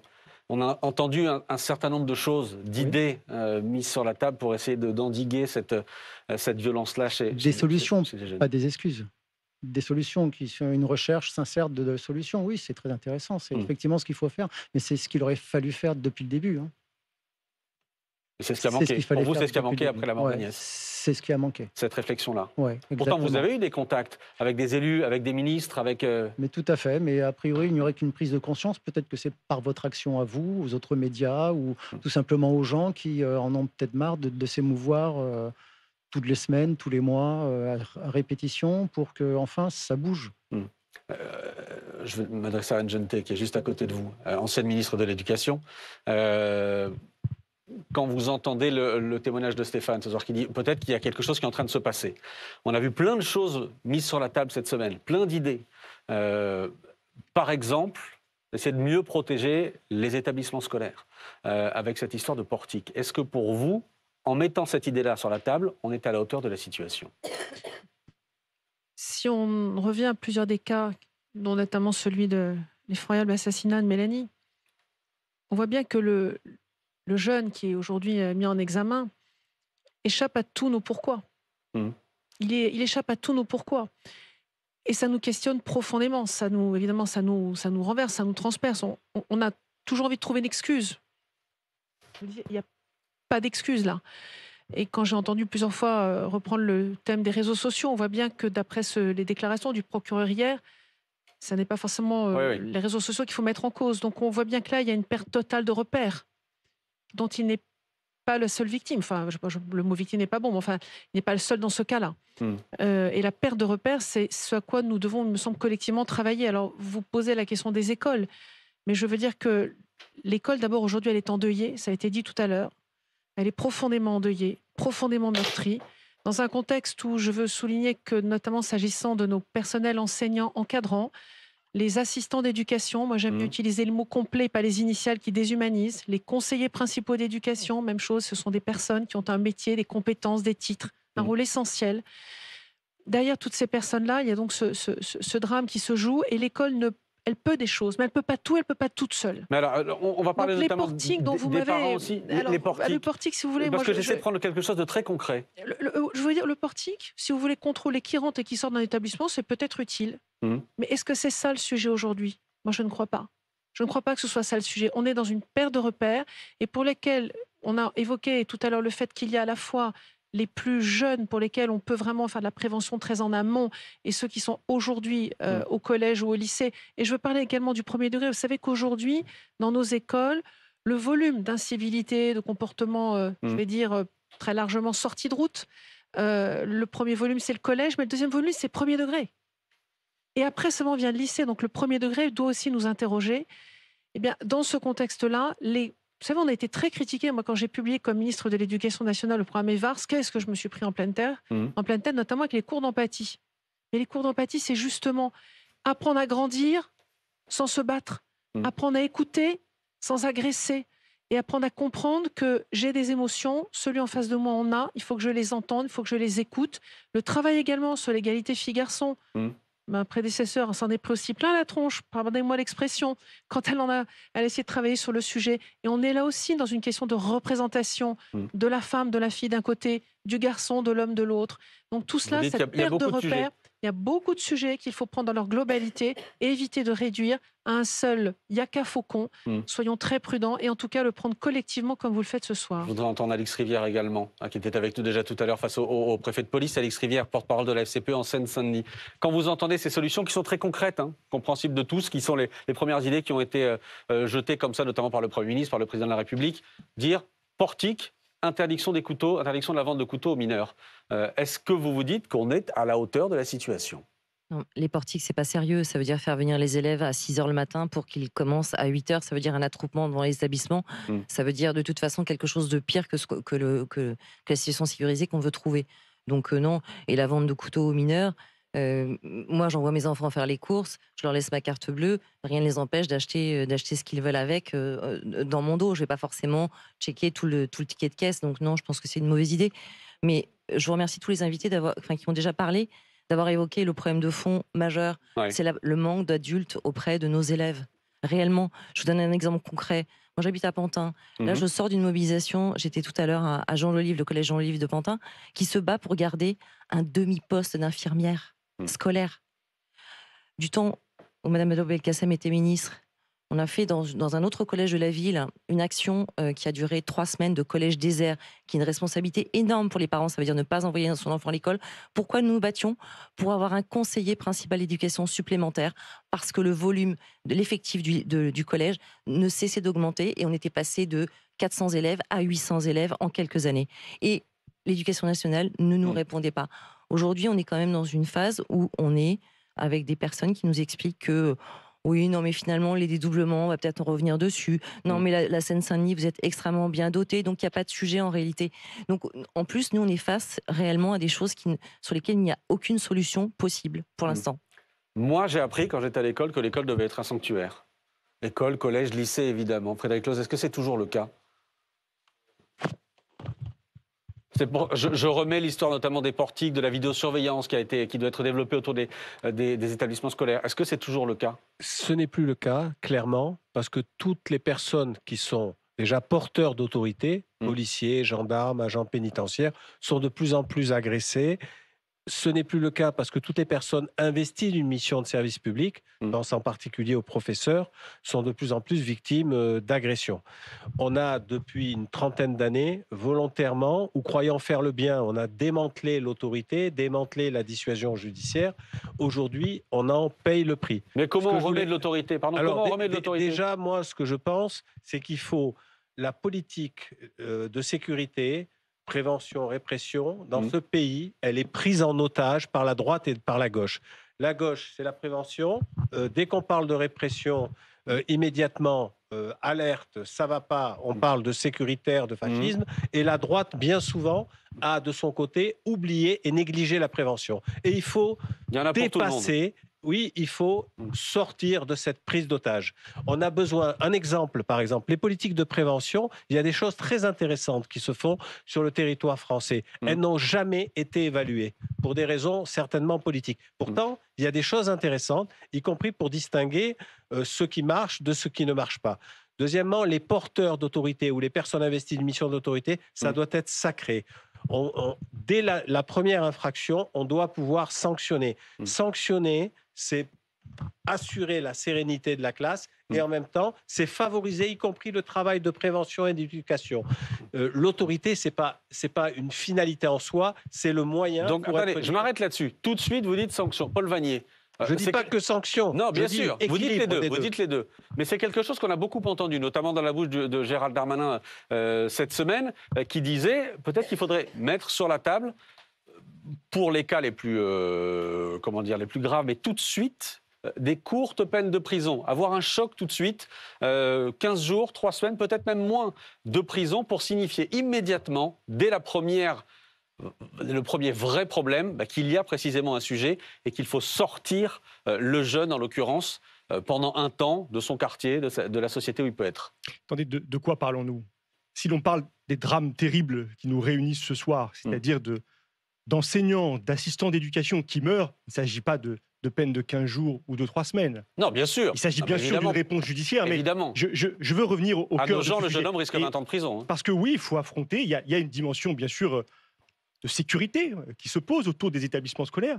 Moi, je ne suis pas dans l'angélisme. Il y a plusieurs mois, je suis allé à la rencontre d'un général de gendarmerie. Je suis allé place Beauvau pour échanger avec les experts de ces questions, police nationale, gendarmerie. Et j'ai notamment appris d'eux que les mesures comme celles que vous avez évoquées, les portiques, les fouilles de sacs, elles sont, inefficaces, 2, elles mobilisent les forces de l'ordre qui sont déjà occupées à tant et tant de missions, et donc, au fond, elles désorganisent plus qu'elles ne répondent aux problèmes. Et moi, je veux dire une forme donc on ne fait pas ? Je veux dire une forme de grande colère à devoir à nouveau discuter de ces effets de communication. Les portiques, ça ne marche pas. Tout le monde le sait. Les portiques, si on prenait au mot le Premier ministre, il faudrait, vous savez qu'il y a 11 000 collèges et lycées dans notre pays. Pour en installer un seul dans chacun de ces établissements, il faudrait 2 milliards d'euros. Avec 2 milliards d'euros, on peut embaucher 60 000 assistants d'éducation. Ce métier essentiel dont on parlait tout à l'heure, c'est personnel, formé, qualifié, qui font le lien, qui préviennent le harcèlement, qui préviennent la violence. Et je veux dire que moi, il faut tout changer. Si on veut en finir sans être dans, à nouveau, un affichage, mais si on veut en finir, il faut sortir de cette logique sécuritaire qui n'a répondu à rien. Je veux le dire pour les personnes qui sont victimes de ces violences, mais plus profondément peut-être. Ça a été dit. L'éducation nationale est en crise. Il y a une crise du métier d'enseignant. Il y a une crise de sens de ce métier. Il y a une crise des vocations. Nous ne parvenons plus à recruter des enseignants. Il y a une crise des démissions. Les enseignants quittent le système éducatif. Et en effet, s'il n'y a pas un message extrêmement fort qui est apporté de soutien, d'investissement massif dans le service public d'éducation et de reconnaissance de l'ensemble des personnels, alors c'est des personnels qui seront en danger, des élèves qui seront broyés parce qu'ils auront commis le pire, mais c'est tout notre système éducatif qui peut s'effondrer. Patrick Stefanini lève la main. Oui, parce que je voudrais exprimer un double désaccord. D'abord, je suis très inquiet parce que vous avez posé la question de 2 solutions pratiques qui ont été mises en avant par le Premier ministre, les portiques et l'interdiction de la vente des armes blanches. Ouais. Et j'ai cru comprendre que ce soir, ces 2 solutions ne font pas l'unanimité, voire même sont rejetées par une majorité des participants. Mais moi, je voudrais dire ce soir ma conviction que dans un certain nombre de drames qui se sont produits depuis plusieurs années, s'il y avait eu des portiques à l'entrée du lycée ou à l'entrée du collège, on aurait repéré l'arme qui a provoqué, enfin, qui a permis le meurtre ou qui a permis l'assassinat. Donc, il faut regarder sérieusement la question, mais si on la balaye tout de suite, si on écarte tout de suite la solution du portique, moi je le dis ce soir, demain, ce qui est arrivé à nos gens pourra se reproduire. Deuxièmement, sur l'interdiction... À nos gens, c'est avant qu'ils rentrent dans le collège et en présence de gendarmes. Je suis d'accord, mais dans d'autres circonstances, bien sûr, le portique aurait été utile. Deuxièmement, l'interdiction de la vente des armes blanches. Je voudrais dire ce soir, avec beaucoup de solennité, qu'aujourd'hui, dans notre pays, la vente de certaines armes blanches est interdite, notamment ce qu'on appelle les couteaux et les couteaux poignards, mais qu'il y a beaucoup d'autres armes ou beaucoup d'autres ustensiles qui peuvent devenir des armes par destination et dont la vente n'est pas interdite aux mineurs. Je considère donc, pour ma part, qu'on a besoin de prendre une mesure supplémentaire dans ce domaine et que l'orientation choisie par le Premier ministre est la bonne. Et enfin, je voudrais revenir sur la question des moyens de l'éducation nationale. Attendez, on peut y revenir juste après parce que je voyais Maître Légar à côté qui voulait réagir aussi. Non, mais il y a, je crois, déjà, ce qu'il faut dire, et ce qui a été dit tout à l'heure par monsieur, c'est que depuis une dizaine d'années, la délinquance des mineurs, elle a quasiment été divisée par 2. Je veux dire, on diffuse beaucoup l'information très inquiétante selon laquelle ça serait de pire en pire. C'est pas de pire en pire, c'est de mieux en mieux. Oui, mais et Julien, en revanche, sur les actes notamment d'homicide, on est sur quelque chose en réalité qui est assez stable, qui est autour de 10% de l'ensemble des homicides commis en France, un peu moins de 10% qui sont commis par les mineurs, et c'est relativement stable. Ce que je veux dire par là, c'est que la question qu'on se pose n'est pas nécessairement la recrudescence de ces actes-là, mais plutôt le regard qu'on y porte. C'est-à-dire que la société, et tant mieux, devient de plus en plus sensible à cette violence-là et a de plus en plus envie de trouver des solutions, alors que quand même ça baisse. Pardon, mais là on va vous dire, mais dans quel monde vous vivez, maître? Dans un monde d'angélisme, pardon, mais quand on voit ce qui s'est passé, quand on entend tout à l'heure le témoignage de Stéphane Voirin, je peux vous signaler Elias, Lorraine, etc., tous ces prénoms qu'on a en tête. Et ce que je répondrais, c'est que je vis dans un monde dans lequel je regarde le réel à travers les chiffres et pas à travers la perception médiatique qu'on veut bien en donner. C'est-à-dire que si la délinquance des mineurs baisse, je ne vais pas venir vous dire qu'elle augmente. Si je vois que la Terre est plate, ça ne veut pas dire qu'elle l'est. Non, mais sauf que quand vous dites que la délinquance des mineurs baisse, on l'a dit et répété plusieurs fois ce soir, vous oubliez la deuxième partie de la problématique et qui nous réunit ce soir en réalité. C'est que les actes violents, homicides, tentatives d'homicide, etc., commis par des mineurs, eux, sont en augmentation assez nette. Et il est là tout le sujet en réalité. Mais cette augmentation, elle reste, elle est liée au fait que la délinquance générale baisse. Mais le pourcentage d'homicides commis par des mineurs, il est stable sur les 10 dernières années. Il est d'un peu moins de 10%. C'est ça que je vous dis. Et que donc, ce qui est intéressant et ce qui est, à mon avis, central dans notre débat, à travers ce regard qu'on porte sur cette violence-là, c'est de se poser la question de la manière dont on veut y répondre. Ce que nous dit ce monsieur depuis tout à l'heure, c'est plus de répression. Il faut les punir plus fort. Il faut les envoyer 2 fois plus en prison. Ou, proposition qui a été faite, il faut les envoyer tout de suite en prison au premier acte, quel qu'il soit, même si c'est un acte qui est de faible importance. C'est-à-dire Non, c'est une des propositions qui a été faite. C'est moi qui ai porté la proposition, qui ai retranscrit la proposition notamment de Gérald Darmanin. C'est-à-dire la prison comme seule méthode de réflexion de la manière dont on peut prévenir ce genre d'actes. Et ce qu'il faut rappeler, et encore une fois, c'est un regard réel sur la société qui est la nôtre. Les prisons aujourd'hui sont criminogènes. Elles provoquent le fait de causer des infractions plutôt que de le prévenir. On a une surpopulation carcérale. On a un manque de moyens énorme en prison, et notamment sur l'accompagnement psychologique. Vous parliez tout à l'heure du manque de magistrats pour les mineurs. Plus important encore, les éducateurs de la PJJ, protection de la jeunesse, judiciaire de la jeunesse, qui sont 150 000 jeunes dont on a besoin de s'occuper, seulement 5 000, qui sont absolument débordés. Et donc la question qu'on doit se poser, c'est comment est-ce qu'on met des moyens en œuvre à l'école, judiciairement, pour empêcher que ça recommence. On vous l'a dit, et d'ailleurs, c'est ce qui a été dit tout à l'heure, mettre une infirmière scolaire, un psychologue dans un établissement, ça coûte moins cher que de mettre un portique. Que d'installer les portiques. Patrick Stefanini. Oui, je voudrais dire 2 choses très fortement. Il y a un consensus ce soir pour dire que la société française est plus violente et que la part des mineurs dans les actes violents augmente. Sur l'affaire des homicides, je voudrais dire avec beaucoup de Je ne suis pas sûr qu'il y ait un consensus pour dire que la société française était plus violente. Attendez. Sur les homicides et sur la part des mineurs dans les homicides, on est passé de 3% en 2016 à 8% en 2024. Moi, j'appelle pas ça la stabilité, j'appelle ça quasiment une multiplication par 3. Et dans ce contexte-là, je suis obligé de rappeler que la société française dans son ensemble, depuis une 50aine d'années, a baissé la garde.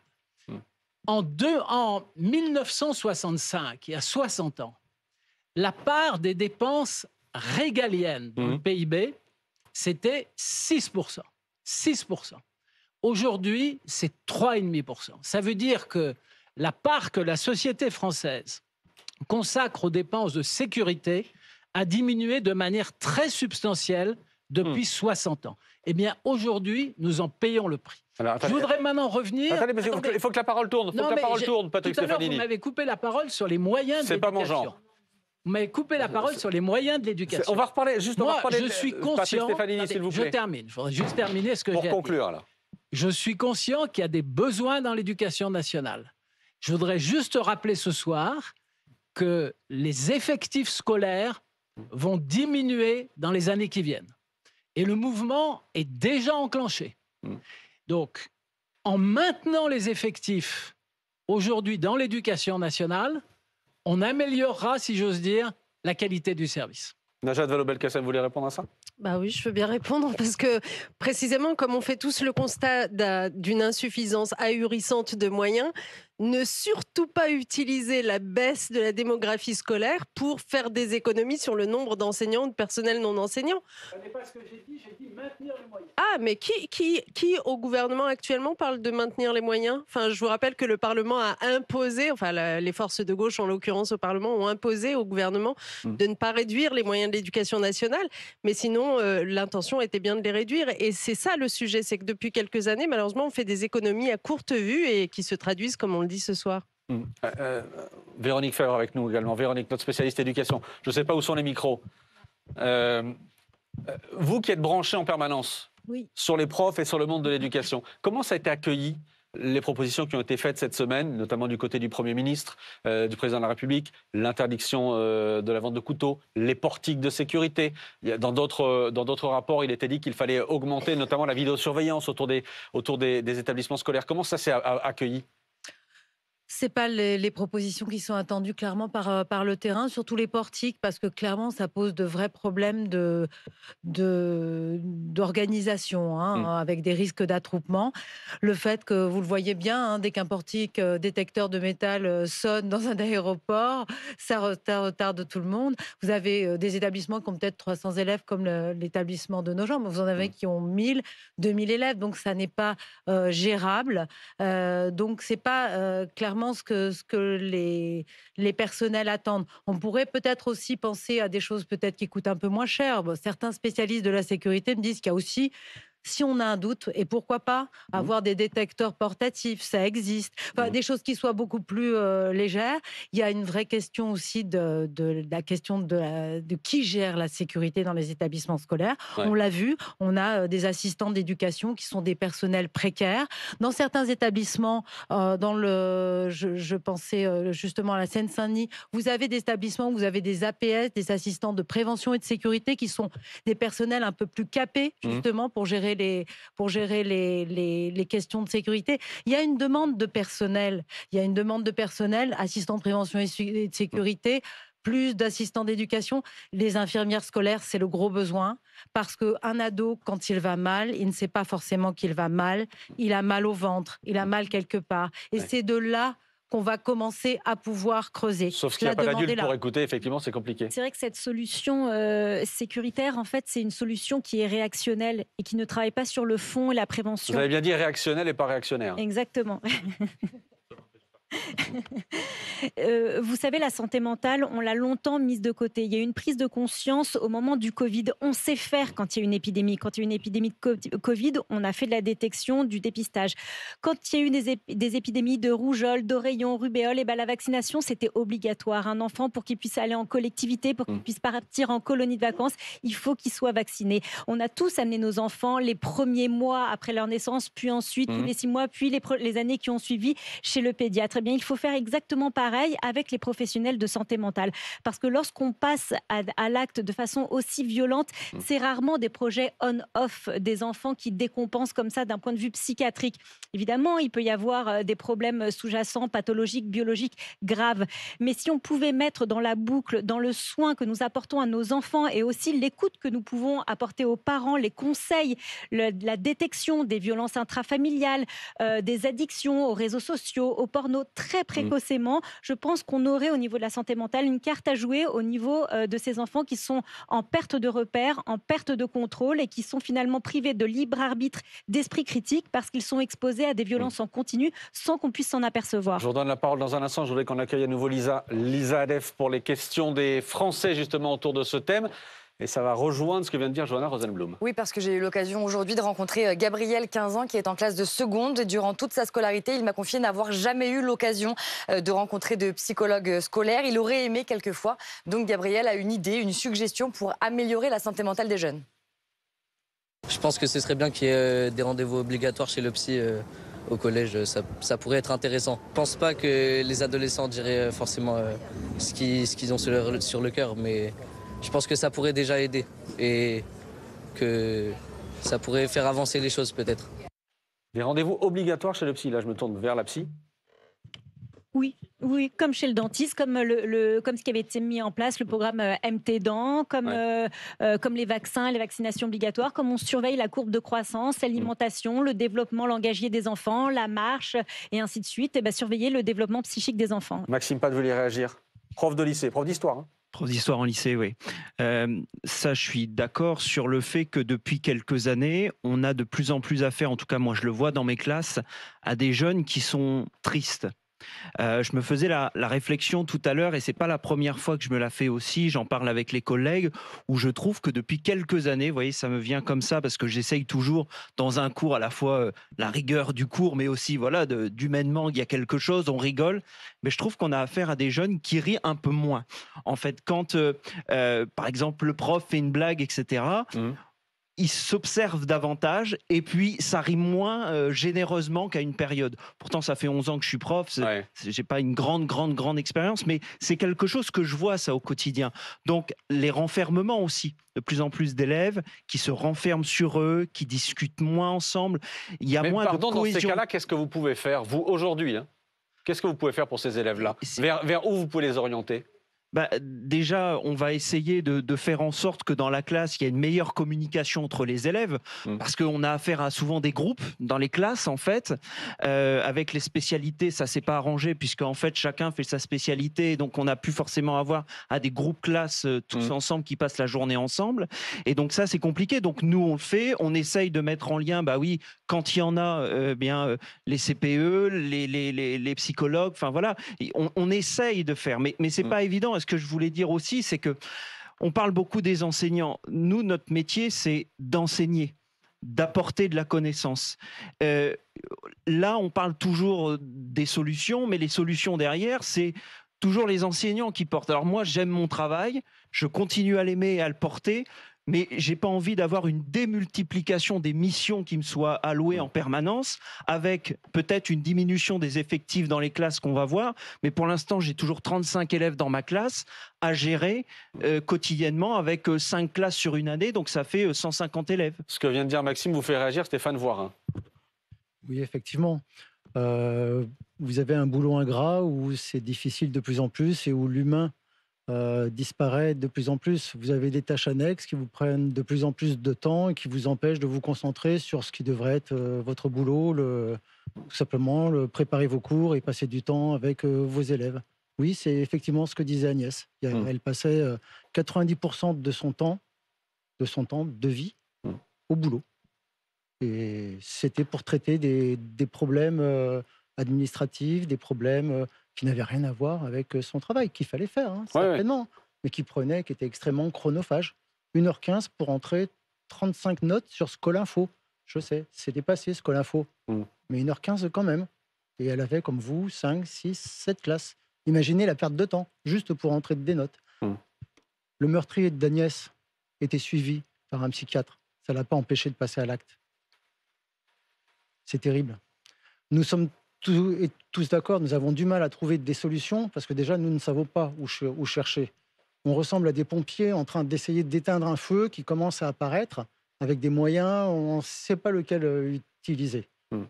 Mais il y a des choses à faire, déjà des mesures conservatoires, des mesures de sauvegarde pour nous, les vivants, parce que les morts, malheureusement, on ne peut plus rien pour eux. Comme quoi, comme mesure? Peut-être des contrôles. Peut-être, mais c'est pas non plus le boulot à temps plein. Je suis désolé. Et la sanction aussi, ça ne résout rien, la sanction. Attention, c'est terrible en prison. Mais bon, dites à un gamin, t'as fait une connerie, c'est pas bien, t'as qu'à aller au coin. Et de ne pas le sanctionner, il y a meurtre. Vous allez lui dire ça? Pourtant, on est passé à ça la semaine dernière. 24 mois. Retenez, 24 mois. Au bout de 24 mois, un mineur est remis en liberté si la procédure n'atteint pas un stade suffisamment mûr dans son avancement. La personne qui a tué Mélanie dans 24 mois, quelques jours après la prochaine présidentielle, il y a des chances qu'elle soit remise en liberté, sous anonymat, parmi vous, sans même que vous le sachiez. Si jamais elle est défendue par un bon avocat, qui traîne un peu des pieds, qui dépasse ses 24 mois. Voilà. Nous sommes passés à ça la semaine dernière. Merci Stéphane. Lisa, on a une autre question ce soir. Oui, vous avez évoqué, Maxime, tout à l'heure, l'une des pistes envisagées est la limitation de l'accès aux réseaux sociaux. Le président l'a dit, au moins de 15 ans. Ils ont donc le même âge, ces jeunes hommes que vous allez entendre, Julien et Mayol. Ils ont 14 ans, ils sont élèves en classe de 3e, ils sont dans le même collège, dans la même classe. Ils font face à la même violence au quotidien, aux mêmes images sur les réseaux sociaux. Mais pour eux, c'est aux parents d'avoir des règles et non pas aux enfants. Je trouve ça un peu débile de nous couper tout directement. À la limite, obliger en quelque sorte les parents à nous mettre un temps d'écran ou quelque chose comme ça, pourquoi pas. Ils ne devraient pas mettre des règles comme ça pour tout le monde. Ça devrait être plus le téléphone qui est interdit avant un certain âge. Parce que moi, quand j'étais petit, je me plaignais, j'avais pas de téléphone alors qu'il y en avait qui en avaient. Mais maintenant, je me rends compte que c'est mieux parce que je vois, il y en a qui font 16 heures de temps d'écran, tout ça. Et c'est pas bien parce que ça détruit le cerveau. Après, on peut plus travailler. Donc, je pense que ça devrait pas être une règle pour tout le monde, mais plus une règle pour les parents. Alors, vous êtes plusieurs à lever la main. Najat Vallaud-Belkacem. Oui, merci, mais je voudrais quand même revenir sur ce qui a été dit. Il faut qu'on avance. Il faut répondre à ce thème-là. Ok, très bien. Non, mais ce thème-là, enfin, moi, c'est... Juste avec une proposition toute bête, mais qui est visiblement reprise aussi par...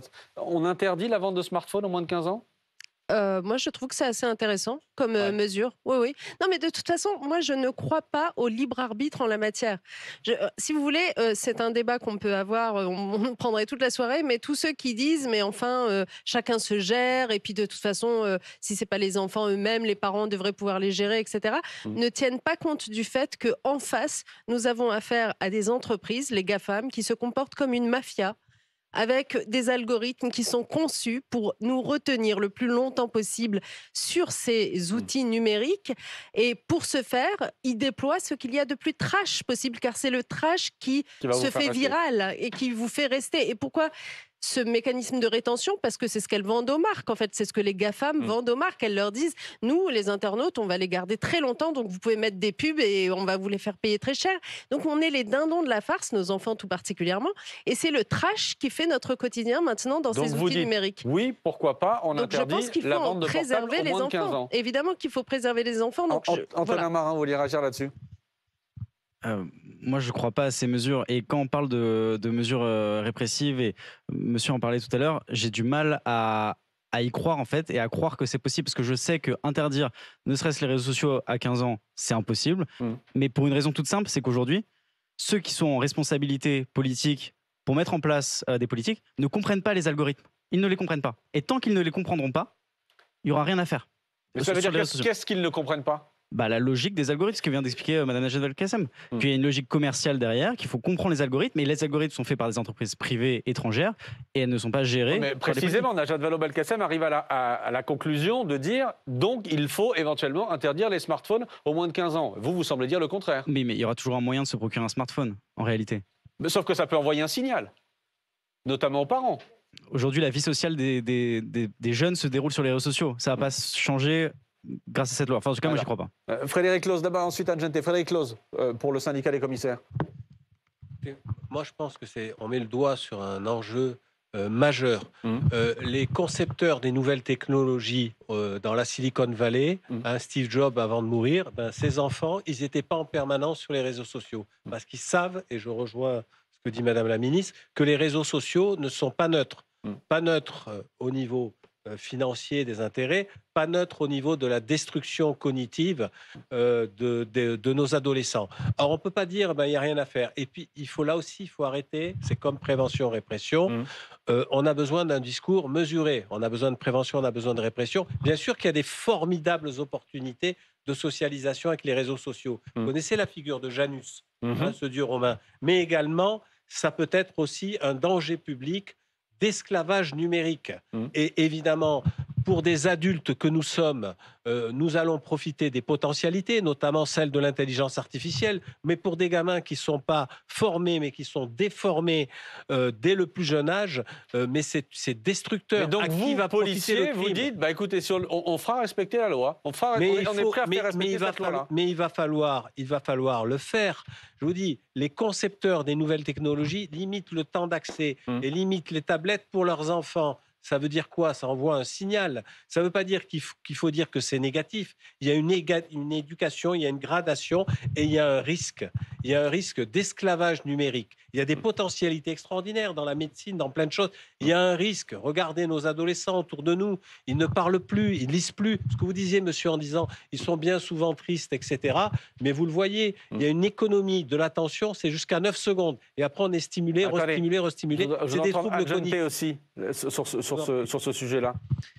Merci beaucoup. Il se trouve que ce matin, on interviewait dans le cadre de la commission d'enquête sur l'effet de TikTok sur les mineurs, les responsables de la régie publicitaire et de la plateforme TikTok Shop, je crois, elle s'appelle. Ouais. Et c'était intéressant de les écouter. En effet, il y a clairement, ces plateformes sont conçues pour enfermer les utilisateurs, mineurs ou pas d'ailleurs. Nous sommes également, ça a été dit, en tant qu'adultes, victimes de exactement la même chose. Donc la difficulté avec ces réseaux-là, c'est qu'on voit bien que c'est le contenu qui pose problème et la manière dont ils sont conçus pour pouvoir nous enfermer et nous emmener notamment sur des actes d'achat irrépressibles, par exemple. Et c'est souvent ça qui est cherché. D'ailleurs, c'est très bien décrit par l'ordre des prédateurs. Quel lien vous faites avec le thème de la soirée, la violence des jeunes? Justement, il faut faire attention parce que dans le cas qui nous intéresse, et je crois dans plusieurs des cas, attention, la question qui est tournée tout à l'heure, c'était de savoir quels moyens nous pouvons déployer pour déceler le risque de passage à l'acte. Les réseaux sociaux peuvent être un élément. Il faut de toute façon se poser la question de l'écran d'un côté. Pour le smartphone, par exemple, au Japon, on a des téléphones qui ne font que téléphoner pour les enfants et il n'y a rien du tout dedans. On peut aussi avoir un téléphone pour des raisons de sécurité, mais pas du tout avec des applications dedans. Comment est-ce qu'on donne accès aux applications? Il y a une question de contrôle. Il existe des outils pour pouvoir contrôler l'accès à ces plateformes. Aujourd'hui, on sait que ce n'est pas du tout mis en œuvre. Et l'audition de ce matin le démontrait, qu'en fait, le contrôle de l'âge des utilisateurs de TikTok est une vaste fumisterie. C'est absolument pas fait convenablement, pas du tout. Donc, comment on peut contrôler le contenu qui est proposé? Comment on peut contrôler l'accès? Il existe des outils pour le faire. Et évidemment, dans tout cela, il faut également associer les parents parce que je suis tout à fait d'accord. C'est assez spectaculaire de voir que nous sommes, moi j'ai découvert cet environnement-là, nous sommes à des années-lumière de comprendre ce que les jeunes utilisent tous les jours. À des années-lumière.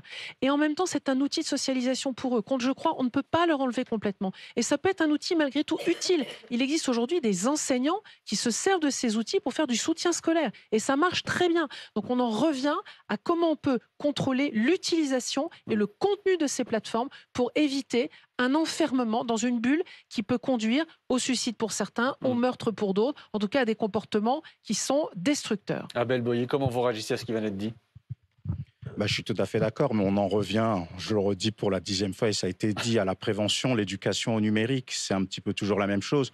L'interdiction, est-ce qu'il faut le faire? Personnellement, je n'ai pas de réponse, mais comme vous l'avez dit, ça va être impossible d'interdire à des jeunes de se procurer des téléphones portables. Quand on parle aussi de l'interdiction d'accès à certains sites, il y a eu notamment 2 sites interdits aux moins de 18 ans dont l'accès est interdit. Les jeunes passent par des VPN qui permettent de contourner les interdictions. Voilà, exactement. Et des jeunes, pareil, bien en dessous de l'âge de 15 ans. Mais vous ne croyez pas, pardon, je reprends cet argument-là, qui était l'argument donné en première partie par le préfet Nunez, de dire, mais peut-être que ça envoie un signal et que, ne serait-ce que ce signal-là, aussi à destination des parents. Alors, ça peut être une aide. Faisons, on ne va pas rester sans rien faire et ça peut être intéressant pour les jeunes qui n'ont pas encore basculé.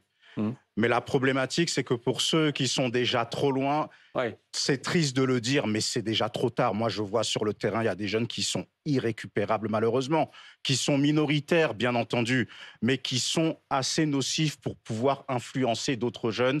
Donc, moi, j'ai des jeunes dès l'âge de 13 ans qui me disent « TikTok, c'est toute ma vie, je ne peux pas vivre sans TikTok ».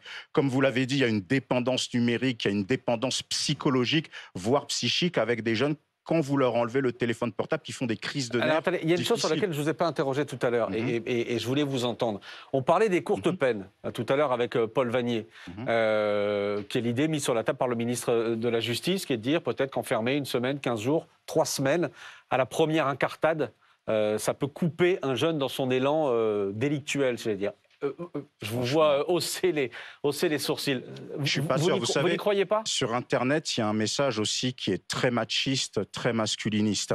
et qui gangrène la pensée de beaucoup de nos jeunes. Donc la prison, la peine, la garde à vue, pour certains des jeunes, c'est une médaille presque en fait.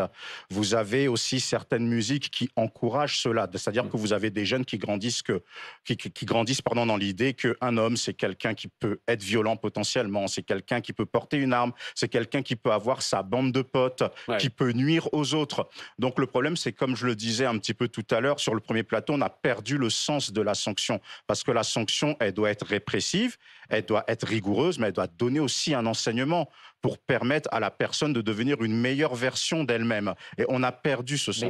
Mais comment on fait ça? Comment on recrée ce cercle-là, ce cercle vertueux?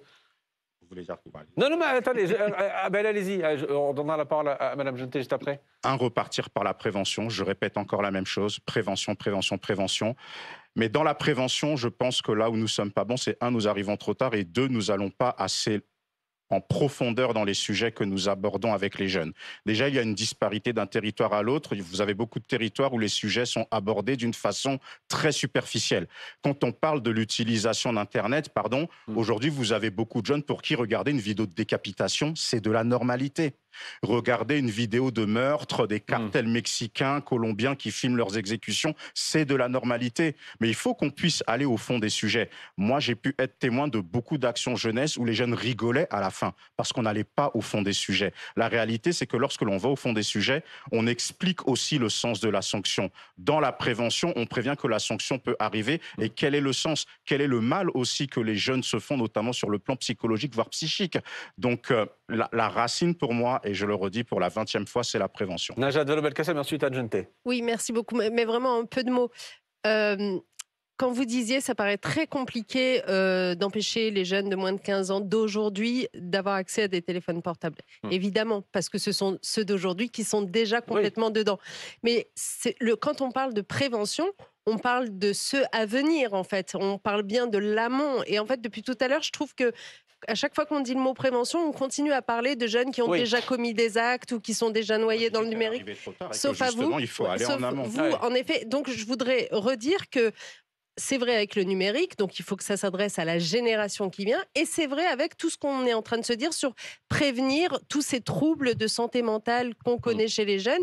Par exemple, parlons un peu de la façon dont la jeunesse d'aujourd'hui, y compris dans son rapport à l'école, à l'éducation, dans l'hypercompétitivité, dans l'isolement que ça peut créer en elle, dans le harcèlement scolaire qu'elle peut subir et qui peut être la cause après aussi de réactions qu'on retrouve chez certains. N'oubliez pas qu'aux États-Unis, par exemple, 75% des tueries de masse commises dans les établissements scolaires sont le fait d'élèves qui ont été harcelés eux-mêmes ou qui se sont sentis rejetés par leur communauté scolaire. Tout ça doit nous intéresser, donc nous donner en filigrane les sujets sur lesquels nous devons axer notre prévention. L'école doit être plus inclusive, elle doit mélanger les élèves, sortir de la ségrégation socio-scolaire, arrêter toutes les histoires de classes de niveau, d'établissements spéciaux pour décrocheurs, etc., où on constitue justement les bandes que monsieur était en train d'évoquer, qui vont développer une culture de la contre-culture scolaire, la culture du ressentiment, etc., et du « je suis encore plus dur que je ne le suis naturellement puisque vous m'avez désigné comme tel ». Donc voilà, c'est ça la prévention. Vous aviez dit un peu de mots, Najat Vallaud-Belkacem. Non, mais c'est juste pour revenir à ce que c'est que la prévention. Anne Jeantet, et ensuite Patrick Stefanini. Alors, s'agissant de la prévention, je voudrais quand même saluer, parce qu'on a aujourd'hui à la fois des enseignants, des associations qui interviennent dans nos écoles et qui font déjà un travail de prévention. Sans doute n'est-il pas suffisant, sans doute peut-il être évidemment amplifié, mais je veux les saluer. J'avais moi-même assisté à une séance de prévention en école primaire, c'était dans une classe mixte CE2, CM1, pour l'utilisation des écrans. Et là, j'étais assise à côté d'un petit garçon qui expliquait que le week-end, en termes d'écran, il utilisait un écran 8 heures par jour, parce que son père jouait aux jeux vidéo et qu'il devait accompagner son père. Donc on voit qu'il y a déjà, je veux saluer le travail qui est fait. Il faut peut-être encore une fois l'amplifier, mais il existe. S'agissant de la sanction derrière, attention, je voudrais vraiment aller très en amont. Aujourd'hui, il y a des chercheurs, je pense notamment au chercheur français Jean-Pierre Bellon, qui a beaucoup réfléchi au sujet, et à d'autres intervenants, je pense à des chefs d'établissement qui ont fait des travaux expérimentaux très intéressants. On a aussi aujourd'hui dans nos écoles des échelles de sanctions qui sont différentes sur les établissements scolaires. Et ce qui est important, c'est aujourd'hui, beaucoup plus que le niveau de la sanction, c'est la certitude de la sanction. C'est le fait que j'ai fait une sortie de route, je sais que de toute façon une sanction va tomber. Et surtout, à l'école, il faut que ces les sanctions soient homogènes sur le territoire national, que j'ai pas une sanction. Quand je grille un feu rouge à Paris, j'ai la même sanction que je sois à Marseille ou à Paris. Il faut que ce soit la même chose à l'école et qu'il y ait une certitude et qu'elle soit proportionnée et qu'elle soit toujours comprise par l'élève vers lequel elle est prononcée. Patrick Stefanini. Oui, je voudrais dire d'abord que s'agissant des réseaux sociaux, la responsabilité première, c'est celle des parents. Poser des limites, apprendre à un enfant à gérer ses frustrations, c'est d'abord la responsabilité des parents. Deuxièmement, on nous a expliqué ce soir, et encore une fois, je ne suis pas un spécialiste des réseaux sociaux, qu'il y a des algorithmes qui manipulent tout ça. Donc les parents, quelque part, ils ont besoin d'être accompagnés dans la responsabilité qui est la leur. Et cet accompagnement, c'est le législateur qui doit intervenir. Et sur ce point, donc, ça vous surprendra peut-être, mais je rejoins la proposition de l'ancienne ministre de l'Éducation nationale. Et donc interdire à la vente les smartphones pour les moins de 15 ans. Pauline Revenat. Moi, c'est plutôt un témoignage de parents. Je me dis que nous, les parents... Vous êtes chef du service police-justice de BFM TV et parents. Mais mère de 3 enfants. Et je me dis qu'à tous nous entendre ce soir, on a sans doute raté des virages. Ouais, et que l'intelligence aujourd'hui, ce serait collectivement de trouver des solutions ensemble parce que nos enfants, les miens, ils ont entre 9 et 15 ans. Et effectivement, il y en a pour qui c'est un peu trop tard. Et puis, ceux qui sont plus petits, moi, j'ai encore envie de les sauver. Donc, je me dis qu'il faut tous qu'on réfléchisse ensemble à des solutions, mais que nous, parents, on ne devrait pas... s'empêcher de penser et de se demander ce qu'on a raté individuellement, collectivement, dans la cellule familiale. Il y a beaucoup de facilité à laisser les écrans envahir la maison. Et peut-être que maintenant, il faut que ça passe aussi par une plus grande vigilance des parents. On peut nous éduquer, on peut dire tout ce qu'on veut, mais il faut aussi nous-mêmes être vigilants. Vous avez tout écouté, Stéphane. Je vous laisse le mot de la fin. Je vais juste vous donner une anecdote. Vécu par Agnès qui a confisqué un portable un vendredi après-midi et elle avait la tête ailleurs, elle était pressée de me retrouver, elle est rentrée direct sans laisser le portable à la CPE. L'ennui, c'est que l'école n'avait pas nos coordonnées. L'école a été assiégée par les parents hystériques. Pendant tout le week-end. Pendant tout le week-end, pour récupérer ce foutu portable. Incroyable. Incroyable. Vous dites que là aussi, il y a peut-être du boulot à faire. Les parents, ils ont un rôle crucial. C'est Agnès bossait dans l'enseignement national, transmettre un savoir ancestral. L'éducation, c'est l'affaire des parents. C'est leur job. Maintenant, c'est pas un job facile. Malheureusement, il y a des GAFA, il y a des addictions. Après, c'est au législateur d'avoir le courage d'agir et de prendre les décisions qui, normalement, ils doivent prendre pour nous tous. Pour nos enfants. Ils doivent avoir une vision suffisamment lointaine pour anticiper ce genre de choses. Là, nous agissons comme des pompiers à trouver une solution et encore, on ne sait pas encore où chercher. C'est ce que vous dites tout à l'heure. Merci beaucoup, Stéphane, en tout cas. Je vous en prie. Merci beaucoup d'avoir été avec nous, d'avoir témoigné ce soir. Merci à toutes et à tous d'avoir participé à cette émission ce soir, à cette soirée spéciale sur BFM TV. Je remercie Denis Girolami qui était à la rédaction en chef, Caroline de Peretti, Esteban, mais aussi Romain qui m'ont aidé à préparer cette émission. Merci à vous d'avoir été fidèles à BFM. Merci au public qui était là également.